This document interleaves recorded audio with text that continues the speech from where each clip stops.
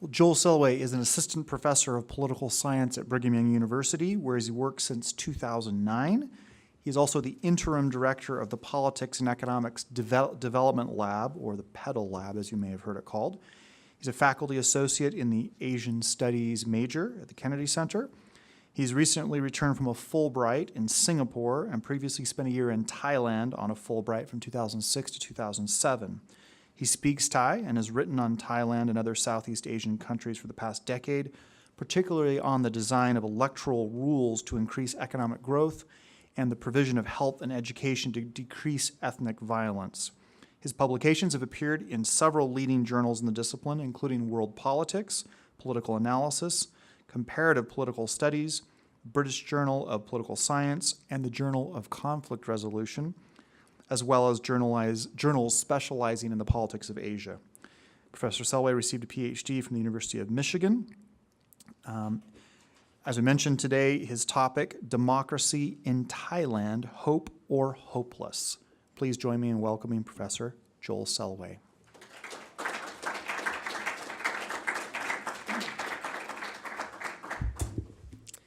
So just by show of hands, how many Thai speakers do we have here in the room?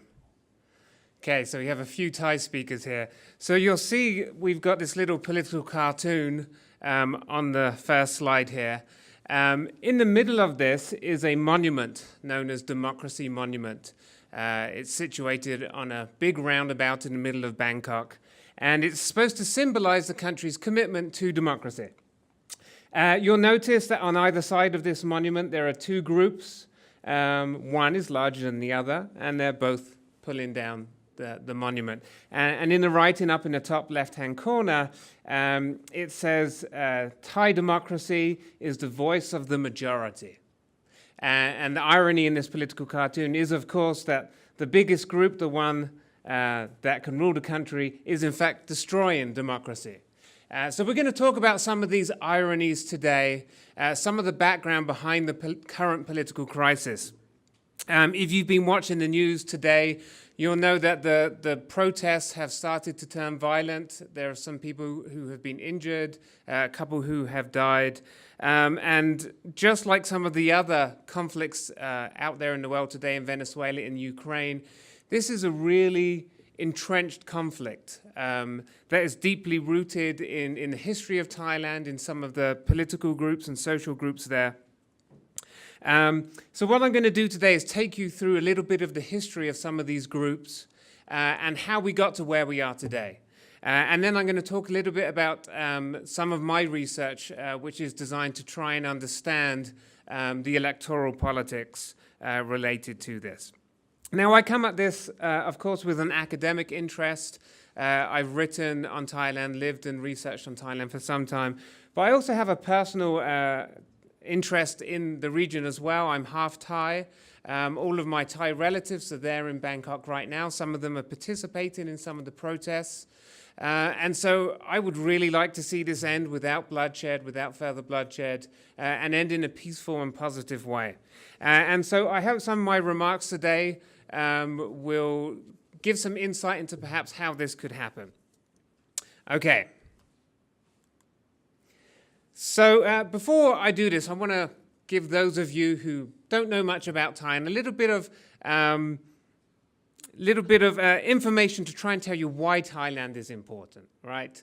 It's usually not at the top of people's list of countries that they want to know about or know much about, right? Lots of students come here wanting to learn about the Middle East and other big countries, maybe China or Brazil. So what about Thailand? What do we know about Thailand? Well, Thailand is actually the 20th largest country in the world in terms of population. Its population is larger than France and the United Kingdom, Italy, lots of other countries like that we hear a lot more about. The actual population of Thailand is about 67 million, but the ethnic Thais, or the larger ethnic group, the Thai, are much larger than the actual country of Thailand. There's about 110 million in total. You can see some of the different Thai ethnic groups that stretch through Laos, Vietnam, and into southern China. Thais are actually the largest minority group in China as well. There's about 20 million of them there. And there's about 10 million Thais in India, in the northeast of India. They actually don't speak Thai anymore, but they're ethnically Thai. Once upon a time, a Thai prince decided to go on an adventure and take over some land, some kingdoms in the area, and they stayed there. There's about 10 million there, so about 110 million. So it is actually one of the largest ethnic groups in the world. Obviously pales into comparison to like the Han Chinese or the Hindis, but this is a country that we should take interest in. It also has the 28th largest economy in the world, right? So this is, we talk a lot about countries like Spain and Greece. Greece is a minnow compared to Thailand, right? But Thailand is situated here in the heart of Southeast Asia. It's a very important country. And so consolidating democracy here is very important. Okay, so most of you are probably familiar with this term, the Arab Spring, right? There was lots and lots of excitement about this over the past 2-3 years as events in Egypt, in North Africa, and in other parts of the Middle East started to take to go on, and we got really excited, helped by our friends the media, about the prospect of democracy in these countries. And what did we see in these countries? Well, in most of them, we saw that democracy didn't really stick, it didn't really hold. So even after these revolutions, something happened that made it so that democracy couldn't quite take hold. Now, back in the late 80s, early 90s, there was a similar spring in Asia as well that Thailand was part of. It never was actually called the Asian Spring. In fact, if you Google Asian Spring on Google Books, this is what you get coming up as the first link. Asian dumplings and spring rolls, right? If you Google Arab Spring, you get about 10 pages with books entitled something to do with the Arab Spring, right? Even though it's just 2 or 3 years old, lots and lots of people have written about the Arab Spring.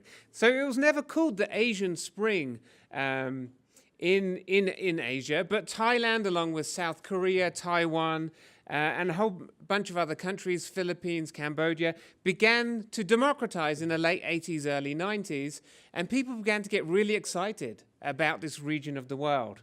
And then something happened, right, to most of these countries. Democracy kind of stuck in Taiwan and Korea, but in most of Southeast Asia, it reverted back to authoritarianism.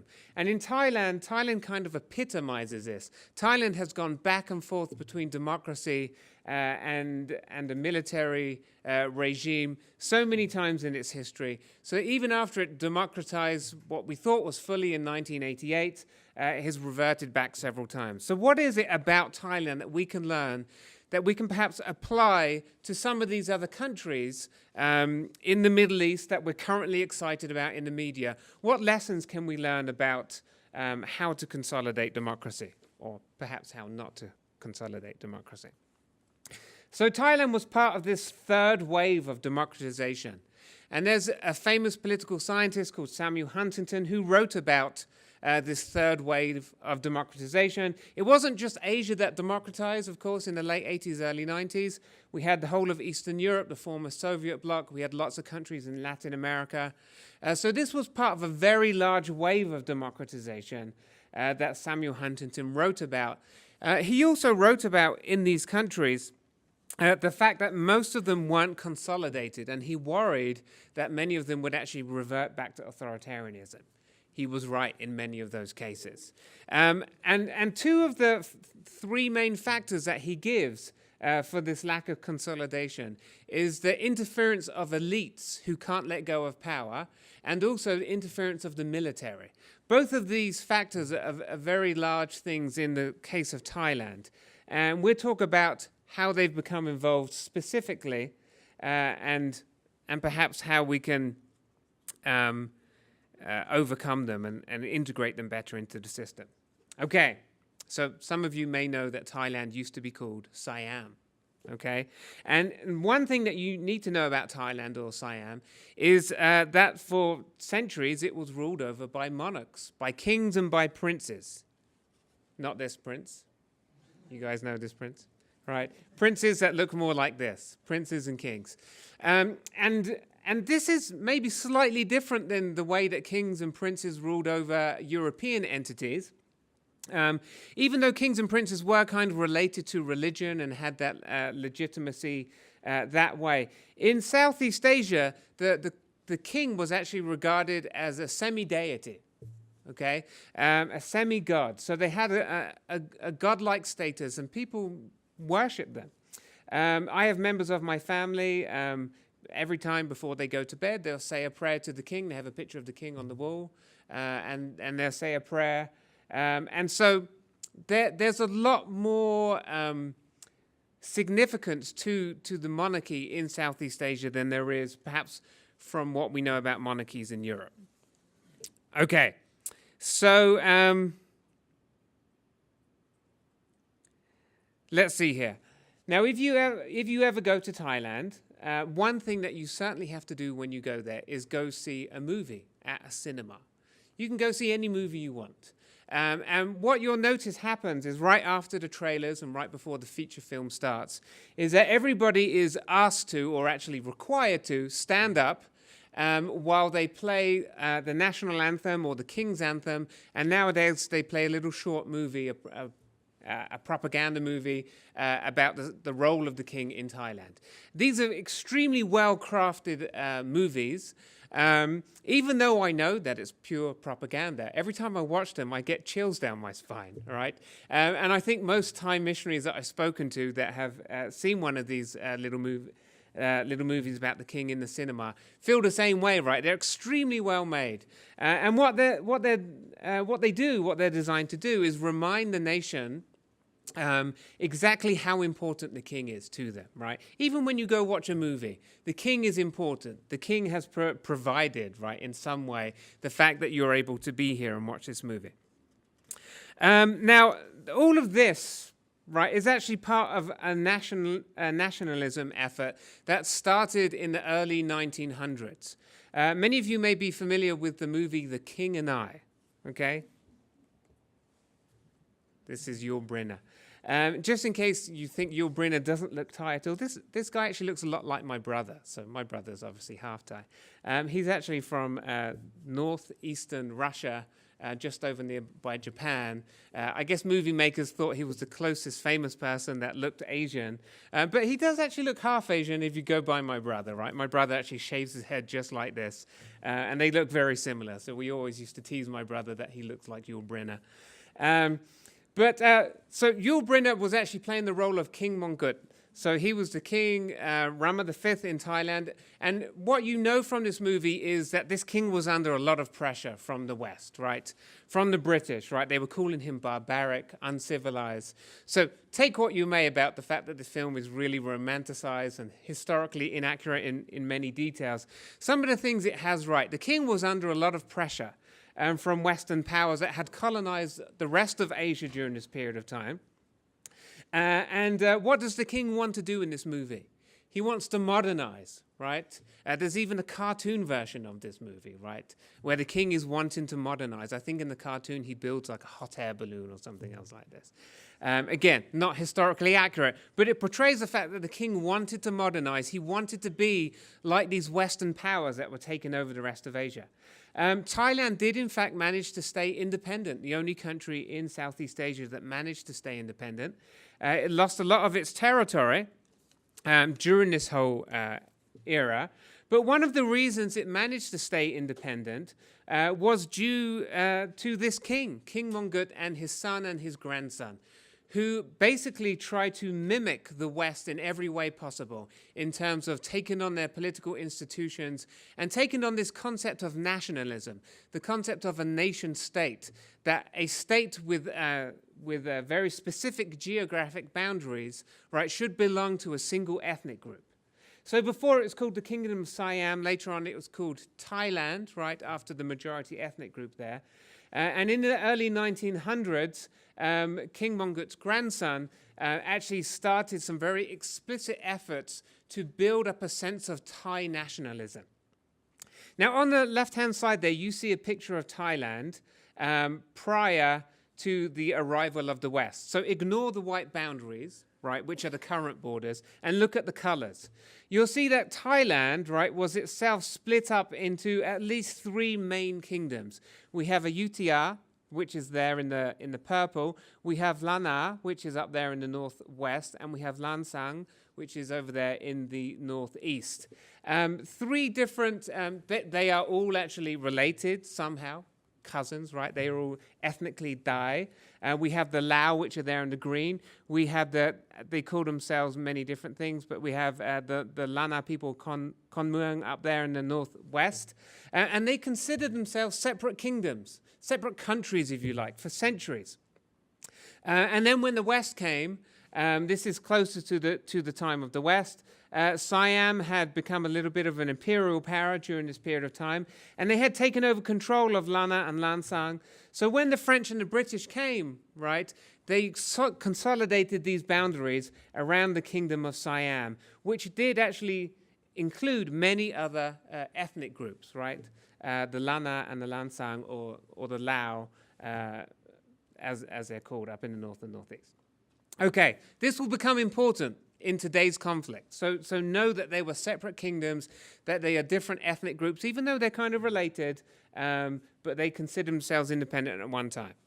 So Thailand had to create its own border, and then it created its own sense of nationalism. It created a flag, a national anthem, all of this centered around the king and the monarchy. And so the colors of the Thai flag are red, white, and blue. The blue in the middle is the people. It's protected.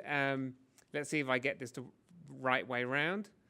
I always get the colors wrong. What's the next one? So blue in the middle, white.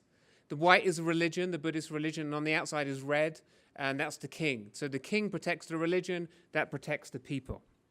Okay, so this is what happened in Thailand. We had everything centering around the king. Now, in 1932, the military decided to get involved. They didn't like the king. He wasn't modernizing fast enough, so they kicked him out in a coup in 1932.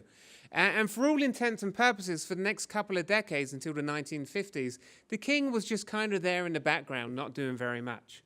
Until there was a field marshal who was then in charge of Thailand, who decided he didn't have enough legitimacy, so he went and talked to the king and said, let's revive the monarchy.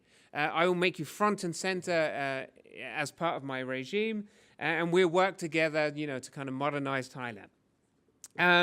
So there was a network, which is referred to as network monarchy, which revolved around the king, the military, the nobility, and they all worked together in the bureaucracy to kind of run Thailand. Now, during this period of time, Thailand grew at incredible rates. 60s, 70s, 80s, Thailand was one of the fastest growing economies in the world. And one of the things this did is it brought money outside of this network monarchy, outside of the traditional elite. So there was a very influential book written in the 1990s about money and power in provincial Thailand. There had risen up a bunch of business people in the rural areas of Thailand that had independent wealth, that weren't connected to the monarchy whatsoever, and basically acted like godfathers in their own little regimes of Thailand. And so also during this period of time, we have elections coming about. And so not surprised, right, all of these rural businessmen dotted all over the country, network monarchies centered in Bangkok, they began to win the elections, and they actually began to rule Thailand. So Thailand is now being ruled, right, not by this traditional elite that had ruled Thailand for a long period of time since 1932, but by this new money, new businesses that are out there in the rural provinces. As you can see, this would have made the traditional elite very upset about what was going on. And in 1992, we have our first coup, our first reversion from democracy. This is known as Black May in Thailand's history. And on the streets of Bangkok, there was about 100 people officially that died. And there was just chaos. This shocked the international community. They saw Thailand as being kind of like the next South Korea, the next Taiwan, right? This next Asian tiger. And then all of a sudden, democracy is stopped in its tracks, and there's lots of bloodshed on the streets of Thailand, on the streets of Bangkok. This would not be the only time that this would happen. So here we have a picture. In the background, we had two other pictures, but I guess I didn't put the animation on them properly. We have a couple of other prime ministers here before we have this prime minister in the center. On the left, the guy that you cannot see, his name is Bunhan, and he was a prime minister in the early 90s in Thailand. His nickname was the walk-in ATM. He was such a bad prime minister, so inefficient with his funds, he just used to give money out to anybody who would support him politically. The elite in Bangkok were furious at him. He had no idea how to run a country. On the right, the other guy you can't see, is a prime minister called Chavalet, and he was actually the prime minister during the Asian crisis. He was the one that is attributed of causing the whole Asian financial crisis. Again, a horribly inefficient prime minister. And each time after they were kicked out in 1992 and after he was replaced after botching the whole Thai economy and then the whole Asian economy and then the whole world economy after that, he was replaced by this person here. His name's Chuan Lik Pai, and he was the prime minister, the leader of the Democrat Party. The Democrat Party is part of this network monarchy. They are part of this traditional elite. They have many ties with the monarchy. So each time you see kind of the monarchy stepping in its larger network to take control of Thailand, probably in these two cases, rightly so, right? These were horrible prime ministers that were kind of ruining the country. Then after this whole financial crisis took place in 1997, the people decided we need a new constitution. Right, we need to write something new. We can't have these same prime ministers coming back and then just having a military coup every few years to get rid of them. We need to write something new. So they wrote a new constitution. They had lots and lots of input from the people, grassroots organizations, NGOs, lots of participation from the people. And they wrote what was hailed as one of the most democratic constitutions in the world. One of the reasons for this is that they introduced a whole bunch of new independent institutions that were kind of the watchdogs over the politicians. One of them was the Office of the Constitutional Court. You kind of have a Supreme Court here. This is something similar. They also had an independent electoral commissions body. We don't actually have that in America, right? We don't have it in England because we don't even have a constitution in England, right? So this was a very democratic constitution that was written with these independent institutions that would check these politicians. Another thing that they did during this constitutional revamp was they rewrote the electoral rules. And now each Thai citizen would be able to cast 2 votes, one for their local politician and then one for a party that would represent them at the national level. So here we see the 2 ballots that people have to go and tick off when they go vote in Thailand.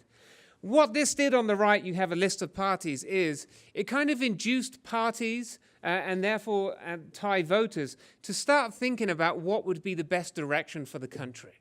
Right? Rather than what would be the best direction for their local constituency, they wanted to have them starting to think in a national way.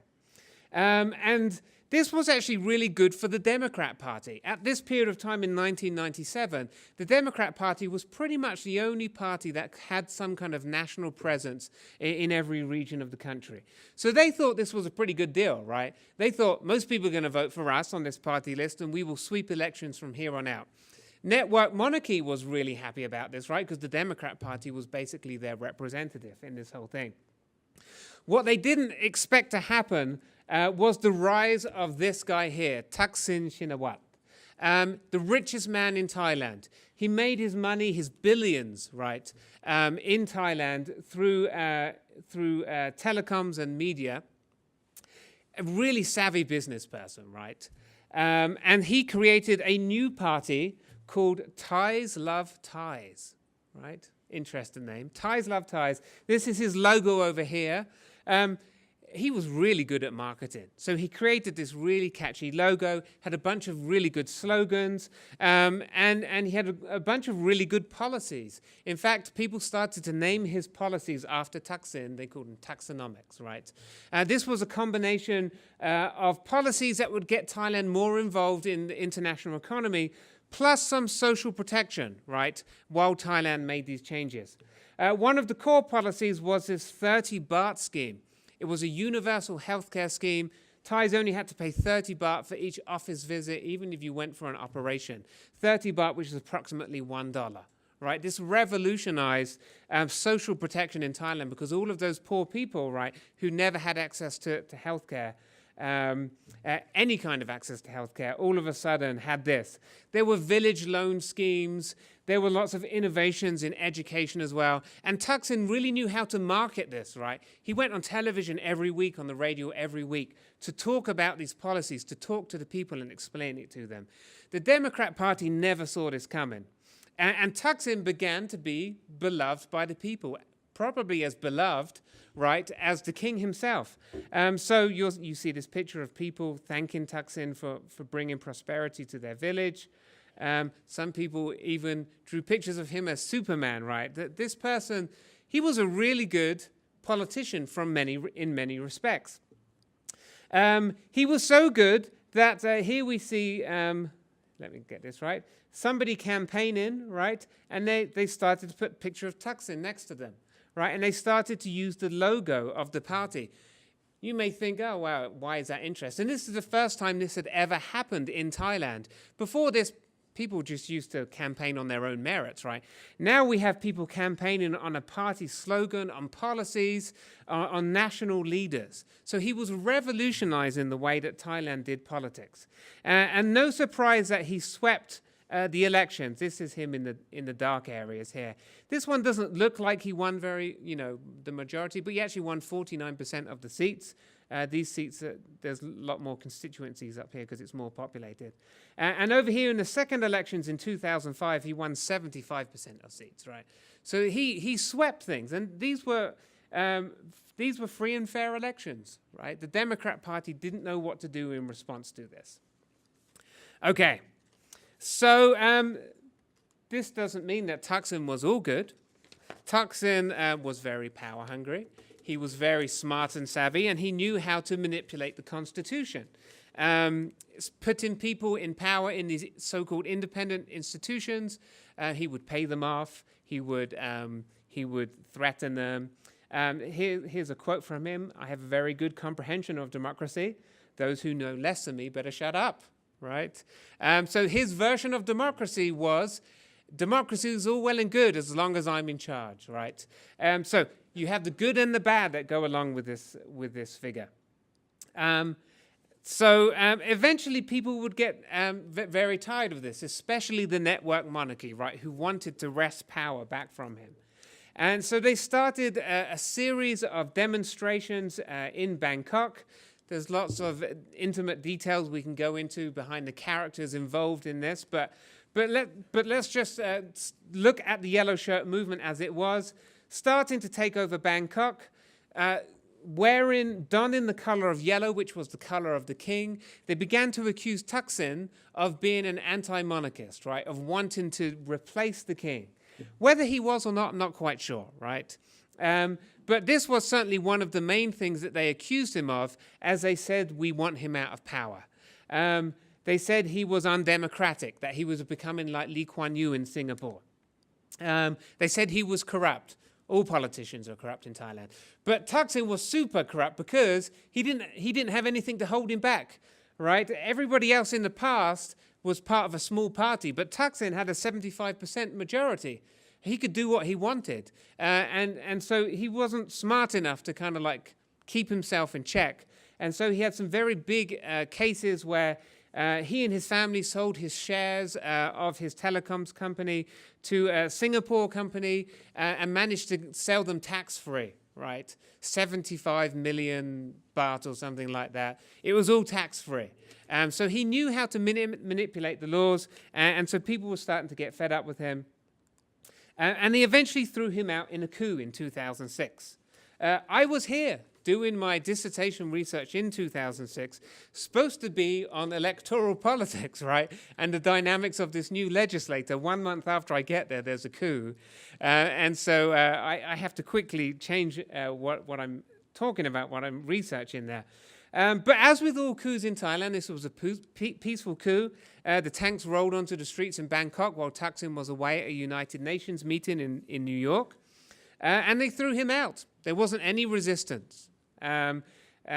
people would go down and take pictures with the tanks. I was going to, but my wife told me that I couldn't.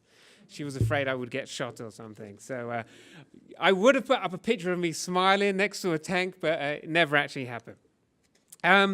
Okay, the military didn't stay in didn't stay in power very long. They said that they would return the country back to democracy, which they did in 2007. And again, here it looks like the Democrat Party in blue are doing much better. They did better, but remember, these are the most populous provinces over here. So Thaksin again won 49% of seats, and with a couple of small coalition partners, again won the elections. You can guess what the yellow shirts did, right? They weren't happy.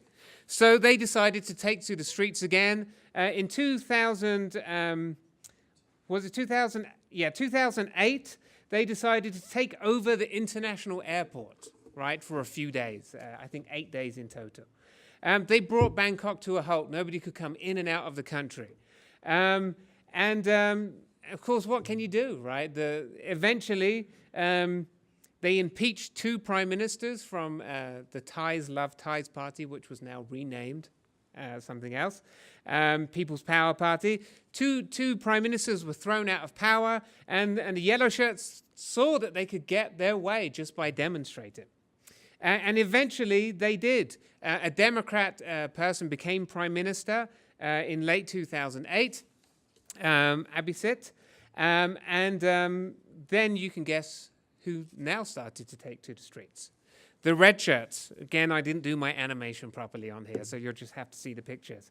But the red shirts basically took over Bangkok in a series of demonstrations that eventually became quite violent. The military cracked down on them, even though the military never cracked down on the yellow shirts, even when they took over the airport for 8 days.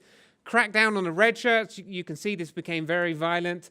Pitched battles, barricades were built. There was a picture here of the road of basically the Wall Street of Bangkok. I used to live right by there. They took over that entire street, and they basically fought a pitched battle with the military. Lives were lost. Lots of property was destroyed throughout Bangkok. So this was 2010. 2011, they have elections again. And surprise, surprise, Thais Love Thais wins again. They win every time you have elections. But it seems pretty peaceful, right? Democrats seem to accept this decision. For 2 years, actually the sister of Thaksin, because Thaksin's in exile by this time, but the sister of Thaksin, who leads his party, is now prime minister. She seems to be handling things pretty well. Up until last year, when she decided to forward a bill that would give amnesty to lots of different political figures that had been involved in this crisis. Now, the Democrats were worried, right, the Democrats in blue, were worried that Thaksin would come back from his exile and come back and be involved in politics again. The red shirts also weren't happy with their own prime minister, because they didn't want the Democrats, who had cracked down on the red shirts in 2010, to get away with anything. This was a wildly unpopular bill by everybody, and it got stopped in the Senate, right? So it died.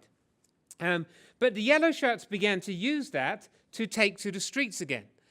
Even though the red shirts, I think, were more upset visibly during this whole thing, the yellow shirts decided to take to the streets again and use this as a premise for kicking them out of power. So this is late 2013. We're going into 2014.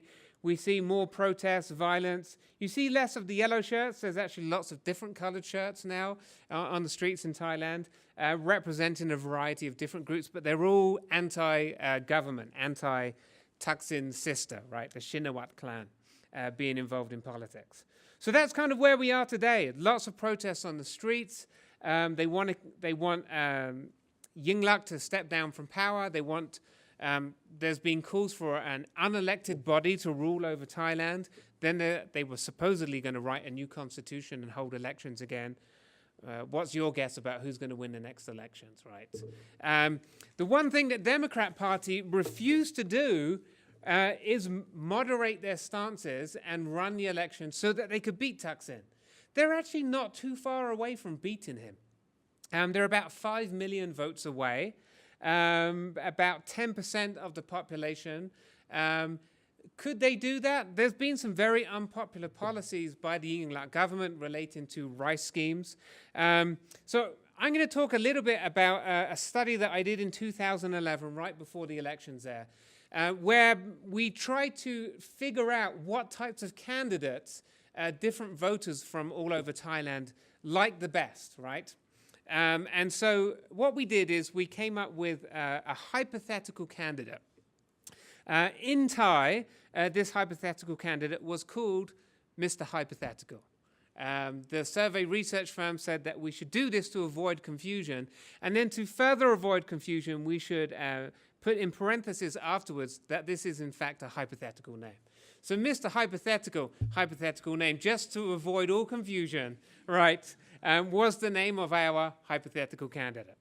And then we gave a description of this hypothetical candidate, and we varied these various aspects of them, okay? So first of all, we said that this was a candidate in your constituency.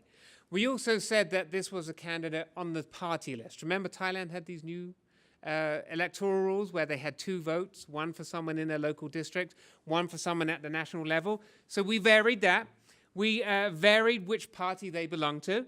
Either Pheu Thai, which is the current name of the Thais Love Thais party, or the Democrat Party. We varied the ethnicity of the candidate, whether they were from Isan, from the northeast, whether they were basically Lao, or whether they were from Bangkok. We varied what policies they emphasized, whether they emphasized a big national policy like improving the national health scheme, or whether they were going to concentrate funds in that constituency by building a new hospital, which is actually a favorite tool of Thai politicians, and they like to call the hospital after their name as well, just to get extra credit, right? And then we varied whether they were part of these red shirt or yellow shirts movements, and then at the end there, whether they explicitly pledged to defend the monarchy. Now, this last one is really interesting. As you may know, it's illegal to discuss the monarchy in Thailand. We're not even allowed to ask an explicit question on a survey, do you like a candidate that supports the king or not, right? That is outlawed. So we did this sneakily, right? We varied whether that sentence existed or not, right? So some of our candidates explicitly said, yes, we will do everything in our power to defend the king, and then others just said nothing at all. And what we can actually do is we can compare the average levels of support for these different types of candidates to see kind of what's going on. Okay, then we asked them, does this information we give you make you much less likely to support the candidate, somewhat less likely, somewhat more likely, somewhat more likely? Okay, so what we're going to do now, this is the major question, right? Can we design our hypothetical candidate so that our Democrat candidate can beat the Pheu Thai candidate, right? After all, this is what we're really interested in. Can we get the Democrat Party to field the types of candidates or to have the types of policies whereby, right, they can compete in elections and actually beat the Pheu Thai party? Okay, so the first thing that we're going to do is we are going to match up all of our hypothetical candidates on all of those various characteristics, right? We're going to match them all up, and I'm just going to vary whether they belong to the Democrat Party or the Pheu Thai party, right? And then I'm going to tell you some results. I'll describe them in a second. In which of the cells it's possible that the Democrat candidate can actually beat the Pheu Thai candidate, right? And I'm only going to look at voters that are either independents, as in they say they're undecided, or they belong to another one of the smaller parties. So I'm not going to look at people who say that they are hardcore Pheu Thai or hardcore Democrat candidates. I'm only going to look at the so-called neutrals, right? The people in the middle, the swing voters, that we could swing towards the Democrats, right? Now, to go back here, remember our value here, the mean of everything is wonderfully right in the middle between here. So if you don't look at anything, the mean of everything is 2.5, right? Which means they're almost completely neutral about candidates in Thailand. It's no surprise, right? Thai people don't like politicians very much, right? So on average, if you tell them anything about a politician and hold it all constant, they'll say, right, I'm neither more likely to vote for them or not less likely to vote for them. I'm just fine. What you've told me is fine. They're just politicians, right? 2.5. So what I'm looking for, right, is anything that's over 2.5, right? This means that they not only prefer them to the Pheu Thai candidate, but they're also probably, you know, in the range where what we're telling them is making them more likely to actually change their vote for this person. Okay. So there are 6, remember all of those combinations I gave back there about the hypothetical candidate? There are 16 different combinations for each type of candidate, the constituency candidate or the party list candidate, right? So that's the first method I'm going to do. The second one I'm going to do is can you believe this? I'm actually going to look at what happens out there in real life. What are the types of candidates that Pheu Thai actually fields? Okay, the most likely ones that they actually field, and I'll describe that for you in a second. And then I'm going to say, can I get any Democrat candidate to beat the types of candidates that Pheu Thai are actually fielding out there? Okay, so if we just look at this overall, comparing Democrat versus Pheu Thai, this is what we see used in method 1. It would be really good for the Democrat Party to start fielding more candidates from Isan, from the Northeast region, right? It just so happens that most people in the Democrat Party happen to be from Bangkok or the South, right? And they're part of this network monarchy. So what we found is, all we have to do is get the Democrat Party to go out there and get some candidates from the Northeast, from Isan, put them on the party list, and this will actually be generally good for them. People will start to see them better. And also, as they do this, right, they can start targeting, on the party list, they can start targeting more goods to specific constituencies, right? So people from the north, the northeast, would like to see more candidates from their own regions promising more goods to their own region. That may not surprise you. The Democrat Party is not currently doing that. They're not taking that strategy. Another thing that they could do is they could take more people from Bangkok, right? These are people who are educated abroad. They could go run them in the local constituency races, right? And have them promise more public goods. This will actually give a better view of the party as being more committed to a national scheme, right? Right now, the Democrat Party is really just concentrated in Bangkok and in the South. They're not doing much outside of this. So both of these strategies are aimed at broadening the base of the Democrat Party, making them more appealing across Thailand. Okay, now, having said all of that, even if they did this, not looking, in a second I'm going to split this up by region, but just looking at the country, there are only 3 possible ways that they can beat the Pheu Thai Party, matching them up one-on-one, right? So if you take identical candidates and they just switch from party to party, and there's still only 3 ways of winning. So it looks like it's quite difficult for them to win. Okay, using method 1.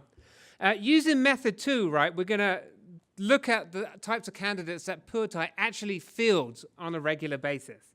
And the types of candidates, this is a stereotypical view of a Pheu Thai candidate, is somebody who has participated in the red shirt movement, right? They are associated with that movement in Bangkok. This is also somebody that doesn't really refer to the monarchy. This has not been part of the red shirt rhetoric at all. That's been mostly yellow shirt. And also the red shirts, Thaksin, remember he did his 30 Bart scheme. They're really kind of renowned for their public goods policies, right? So if I took a stereotypical Pheu Thai candidate, this is how I would describe them. And overall, the level of support is 2.4, which is, remember, just below the mean. So this type of candidate actually, overall, amongst independents and supporters of other parties, isn't really that popular, right? So why can't the Democrats beat them? It's because they're fielding people even less popular than that. But they can actually choose some combinations that would beat that. All they have to do is start fielding people that are not associated with the yellow shirt movement. So get rid of those extremists that have been on the street, that have shut down the airport. People actually do like them to emphasize the monarchy. One thing that they don't like is the combination of yellow shirts with the monarchy. So some of you in Corey's class read that, right? That's the worst combination. People hate yellow shirters who support the monarchy. But if you haven't been part of the monarchy and you say part of the yellow shirt movement, and you say you support the monarchy, okay, that's good. We like that. Still, it's pretty hard to beat Pheu Thai. All they have to do is start fielding non-red shirt candidates, right? They basically have to mimic this strategy, and they're pretty hard to beat. But they're not, right? They're still fielding pretty much their main leadership are red shirters. So both parties could do better by moderating and not fielding people involved in these protests.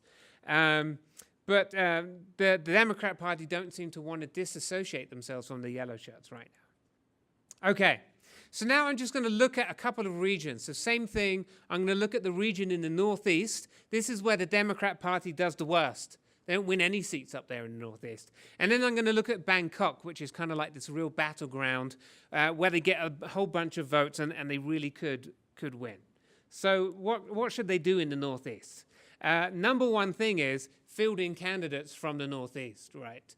We've mentioned this before, but other people like candidates that are from their own region. Democrat Party haven't been doing this, right? In regions where they don't really have much interest, where they think they're going to lose, they send a bunch of young people from Bangkok up there to go represent the party. That's not worth their time of day. What they should do is go up there, spend some time, make some connections up in the Northeast, and start fielding candidates from there that would be attractive to voters from that region. Okay, again, do not field people who have been involved in the yellow shirt, right? This is horrible for the strategy in the Northeast. It's okay to mention defending the monarchy. Again, that's always good. That will up your points. Policy, interestingly, doesn't make it a whiff of difference. People don't care about that, right? So what we want the Democrat Party to do is to start making networks, right, outside of their, remember we talked about this network monarchy. If they can get outside of themselves, if they can start making connections with people who in the past they've kind of deemed as beneath them, then they can start perhaps making some traction in the Northeast. Okay, again using method 2, taking our stereotypical Pheu Thai candidate there. These are the averages that Pheu Thai candidate gets in the Northeast. Interestingly, we can get Democrat candidates to win in the Northeast. This may surprise some people in this room that know Thailand really well. We can actually get them to win against our stereotypical candidate. Again, we've got to get non-yellow shirts up there. We've got to get them emphasizing public goods, which generally the Democrat Party has not been so great at. Again, they can mention the monarchy as well. That's bonus points for them too. But we can get them to have higher averages, right, than both of these two different types of Pheu Thai candidates running in constituencies on the party list. Look at this. This one gets 2.94, which is really high. This is like the highest you can get based on the results that we found. Non-yellow shirts emphasize the monarchy, stick them on the party list. They actually do fine in the Northeast. So this kind of gives you a good clue into how we could resolve this current political crisis. The current government has done some really horrible things with these rice schemes, right? They promised these farmers they would buy their rice at a certain price. They haven't given them the money for it, right? Farmers are really upset. If the Democrat Party could capitalize on that, right, start running yellow shirts on the party list, they could win elections, even in the Northeast. So this was a surprising finding. We didn't think we could ever get anybody to beat Pheu Thai candidates in the Northeast. But it turns out things are not as polarized as the media likes to make out, right? Isn't that true? Doesn't the media like to make out everything is polarized? Okay, central region, which Bangkok is part of. What do they need to do there? Actually, people in central region like yellow shirts. That was kind of interesting. Running in constituencies, they don't like them running on the party list. There are some moderate preference for Bangkokians, right, rather than people from Isan. I think they might view them as being more educated. But again and again, this is what we see in every region. People want the Democrat Party to emphasize public goods more. They haven't been doing that. They've been doing a really kind of like half-hearted effort at this. Okay. Again, in the central region, our Pheu Thai candidates, this is our stereotypical Pheu Thai candidates running in constituencies and running on the party list. They don't have really high averages here. And we can find, even though we can't get them to be much higher like we did in the Northeast, we can find combinations that can beat that. So all in all, if we take away from this, right, what do we learn? That in order to win the elections, the Democrat Party needs to make greater connections with local candidates, right, on both the party list and in constituencies. They need to avoid yellow shirt candidates, especially on the party list. They can emphasize the monarchy. That's almost never bad for the Democrats to do that, unless you do it in combination with being a yellow shirt. And they need to emphasize public goods more. All of these things are strategies that perhaps the Democrat Party knows they could have done in the past, but they've been really reluctant to do it, right? Rather than compete in the elections that they just had in February, the Democrat Party boycotted them, right? They could have moderated, they could have taken some of these steps, but they decided to boycott the elections altogether. Okay. So I'm going to take us back now in the last couple of minutes to the beginning of the lecture. Remember, we talked about the Arab Spring, what we could perhaps learn from the Thai case to help with these kind of unconsolidated democracies. One thing that really comes through in this story, and this kind of harks back to Huntington, is we really kind of need to teach elites and militaries, right, how to win at the electoral game. Now, if we think back to the history of America and the United Kingdom, the way that we did this is we actually just created elite-based democracies to begin with, right? So what was the original Constitution of the United States? What did you have to do in order to vote? You had to own land, right? If you owned land, you were part of this landed elite. And then all of a sudden, we think that we can give democracies to these countries all over the world, and the elite are just going to sit down overnight and say, no, we'll just hand over power to the masses, right? This never happened even in our own countries. So we need to teach the elite, we need to teach the military, right, how to win at the electoral game. And if we can guarantee them at least a good chance of power, right, then they're going to be less likely to disrupt democracy, which is what we've seen repeatedly in Thailand. So this should kind of be the focus of our foreign policy, right? We can sit here, we can make moral judgments, we can say the Thais don't really understand democracy, but really this is an elite story. This is teaching network monarchy how to moderate their network, how to win elections. We see similar situations in Venezuela, right? So if you've been following the situation there, we have a populist party that keeps winning elections over and over again. The traditional elite, the conservatives that used to win elections, they just can't win them anymore, right? Over time, they've actually kind of figured it out in Venezuela, and they've began to kind of increase their base there. Still haven't won elections yet in Venezuela, but they're a lot closer than the Democrat Party. Same thing in Egypt, right, in the Arab Spring. Who won the elections in the first elections, right? The Muslim Brotherhood. They were the most popular group in there. The military, the traditional elites, they're like, we don't like the Muslim Brotherhood. But yet we didn't do anything to moderate ourselves to win those elections, right? This is kind of what needs to happen in all of these cases that we've seen around the world. Tunisia, one of the only cases in the Arab Spring that managed to do this. We see kind of the elites kind of making coalitions with other groups. We see them doing exactly what's going on here. All of this comes down to modernizing political parties on both sides of the spectrum. And this is what really needs to happen in Thailand, right? We need modern political parties that have internal methods of leadership development, right? So I'm not just going to go pick out so-and-so because he's the son of somebody famous, somebody that I know who's part of my network. I'm going to train people up. I'm going to get them well-versed in policy, and I'm going to develop my own leadership. And also, parties need independent and sophisticated methods of gathering information on voters. So in 2007, I went to visit Democrat headquarters in Thailand, right? They had just started to take polls of what people might like. Can you believe this? Of their different policies. They had just started to do this in 2007. They're clearly not doing this often enough or well enough to figure out how they should fix their policies, right, in order to win elections. Thaksin was the master at this. He was taking polls on a weekly basis. He was fielding every single one of his policies out there to see what people thought of it, right? He was the master at this game. If you know anything about American political parties or political parties in the West, they're constantly polling people, right, to see how their policies will go down, to see how their leaders are viewed. And if they're not viewed well enough, right, they start to make changes. This is all part of the modernization of political parties that needs to happen. So, again, coming back to our earlier talk of the Arab Spring, of how to consolidate our third wave of democracy, these are the two main things. Teach elites how to participate in elections, right, so that you can guarantee them at least a good chance of power, and create modern political parties that can develop their own leadership, that can gather their own information on how to win parties. And so that's the end of my talk. Any questions?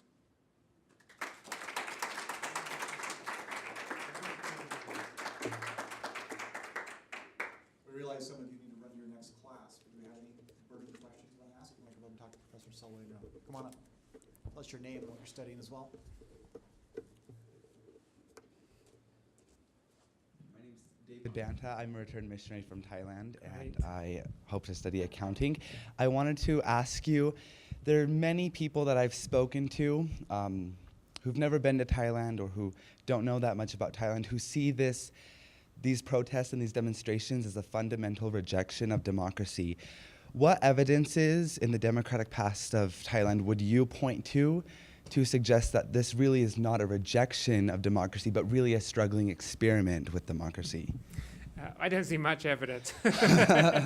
Notice David's wearing a yellow shirt, by the way, so we know where his well, he has a red coat on, so he's kind of mixed. Okay, there you go.